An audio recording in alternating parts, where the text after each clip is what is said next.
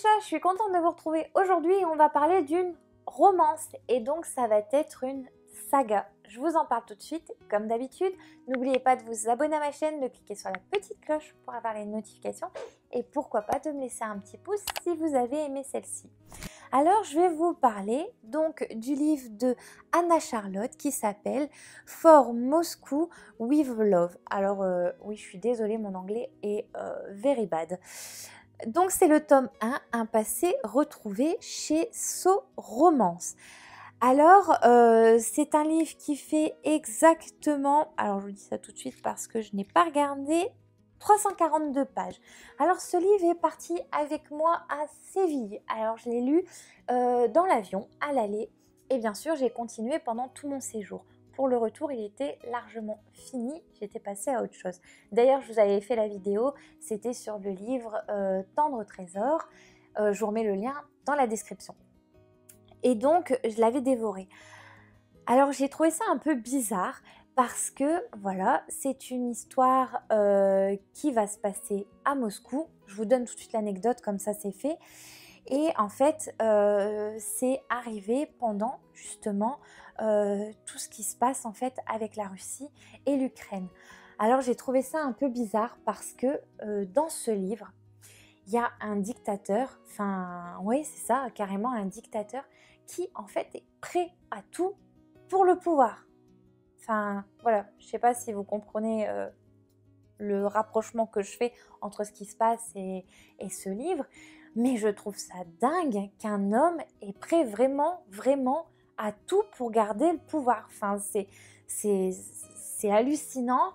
Enfin, voilà, je pense que tout le monde ne réagit pas de la même façon. Heureusement, on n'est pas tous pareils. Mais voilà, c'est pour ça que j'avais fait un peu le rapprochement entre l'actualité et ce livre. Alors, je vous rassure, ce livre est un pur bonheur. Parce que, voilà, je vous raconte rapidement la 4e de couverture et après, je vous reparle du livre. Entre mystère, amour et pouvoir, Margot se battra coûte que coûte pour découvrir la vérité. En rentrant d'un séjour professionnel de 2 ans en Afrique, Margot reçoit une lettre écrite par son père, décédé 8 ans plus tôt. Avec ses 2 sœurs, elle décide d'accéder à son souhait en dispersant ses cendres en Russie, la terre de leurs ancêtres, et de partir en quête de ce secret de famille. Au détour de plusieurs rencontres, elles vont prendre conscience du danger de leur identité tenue à rester cachée. Entre Mikhail, le fils d'amis de ses parents, et Alexei, le mystérieux inconnu, Margot devra se sacrifier afin de protéger ses sœurs. Voilà, au niveau de la 4e de couverture. Alors désolée, j'ai peut-être un peu écorché les prénoms russes.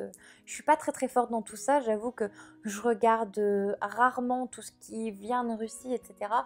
Que ce soit à la télé, en série, etc. Donc j'ai pas l'habitude de prononcer leurs prénoms. Donc encore vraiment désolée pour l'auteur si j'ai écorché les prénoms. C'est vraiment pas volontaire.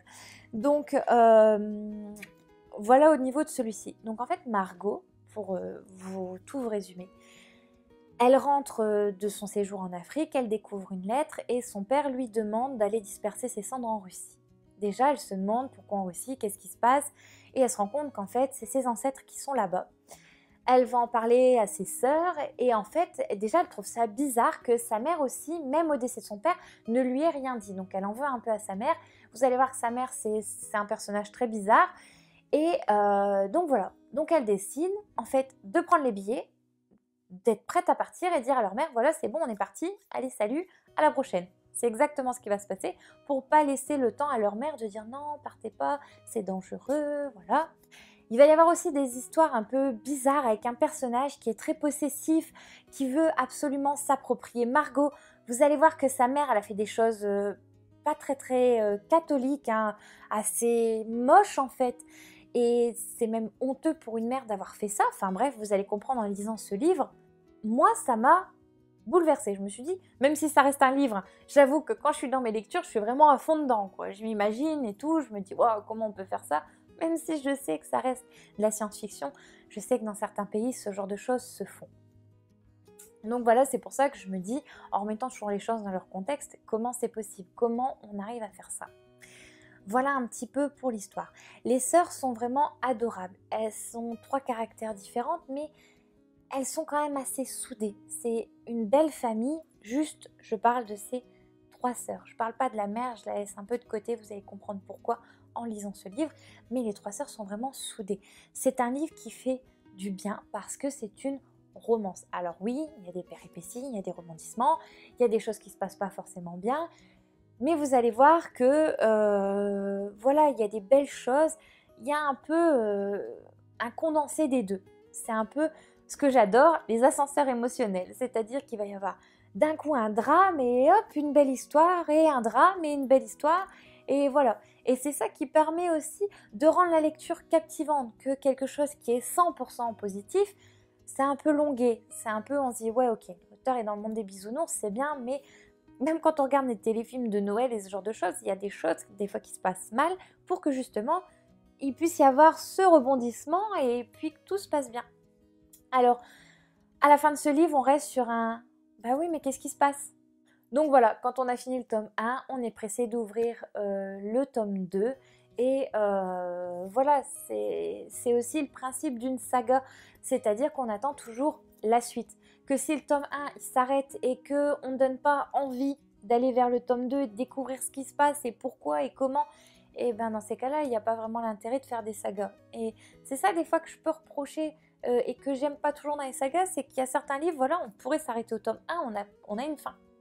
Donc c'est pour ça qu'on se dit, voilà, est-ce que le livre aurait pas été mieux à rester en one shot, c'est-à-dire en livre seul, sans suite?